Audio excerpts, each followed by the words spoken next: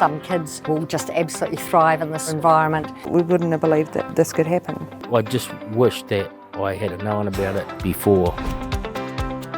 School wasn't an option, really depressed, so we had to do something.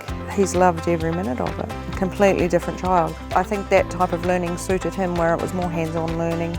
He wasn't stuck in a classroom.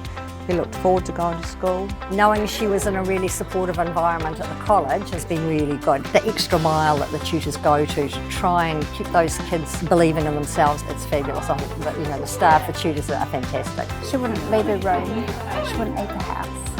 We've been down a real dark path. It was hard, but they had her right from the start, and they haven't allowed her shit to carry on. They've redirected her and got her going, and it's been good. I'd totally recommend college to anybody, honestly, that these kids don't fit mainstream. It's perfect.